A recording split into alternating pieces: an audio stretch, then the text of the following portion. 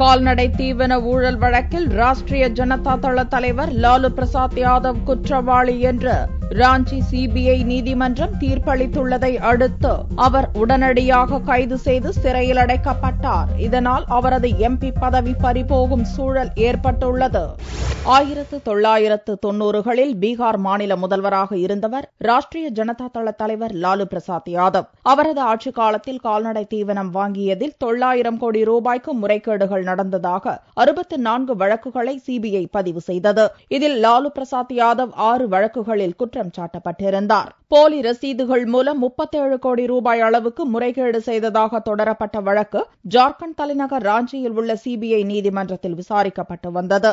இந்த வழக்கில் திங்களன்று நீதிபதி பிரவாஸ் குமார் சிங் தீர்ப்பளித்தார். லாலு பிரசாத் யாதவ் உள்ளிட்ட குற்றம் சாட்டப்பட்ட 45 பேரும் குற்றவாளிகள் என்று நீதிபதி தீர்ப்பளித்தார். இன்னொரு முன்னாள் முதல்வர் ஜெகநாத் மிஸ்ரா, கால்நடைத்துறை முன்னாள் அமைச்சர் வித்யாசாகர் நிசாத், 2 IAS அதிகாரிகள் ஆகியோரும் குற்றவாளிகளாக அறிவிக்கப்பட்டவர்களில் குறிப்பிடத்தக்கவர்கள். குற்றவாளிகளுக்கான தண்டனை விவரம் அக்டோபர் 3ஆம் தேதி அறிவிக்கப்படும் என்றும் நீதிபதி பிரவாஸ் குமார் சிங் அறிவித்தார். தீர்ப்பை முன்னிட்டு நீதிமன்றத்துக்கு வந்திருந்த லாலு பிரசாத் யாதவ், ஜெகநாத் மிஸ்ரா உள்ளிட்ட 36 பேர் தீர்ப்பு வெளியானதும் கைது செய்யப்பட்டு ராஞ்சியில் உள்ள ஹாட்வார் சிறைச்சாலையில் அடைக்கப்பட்டனர். குற்றவாளிகளாக அறிவிக்கப்பட்டவுடனே MP MLAக்களின் பதவி பறிபோகும் என்று உச்சநீதிமன்றம் அண்மையில் தீர்ப்பு கூறியுள்ளதால் லாலு பிரசாத்தின் MP பதவி பறிபோகும் ஆபத்து ஏற்பட்டுள்ளது.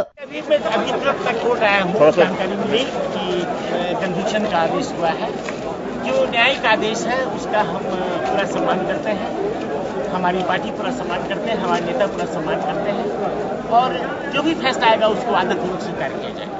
குற்றவாளிகளாக அறிவிக்கப்படும் MP MLAக்களின் பதவிகளை பாதுகாக்கும் வகையில் மத்திய அரசு அண்மையில் கொண்டு வந்த அவசர சட்டம் தற்போது ஜனாதிபதி பிரணாப் முகர்ஜியின் பரிசீலனையில் இருக்கிறது. இந்த சட்டம் முறைப்படி அமலுக்கு வராததால் லோக்சபா MPயாக உள்ள லாலுவின் பதவி பறிபோகும் நிலை ஏற்பட்டுள்ளது.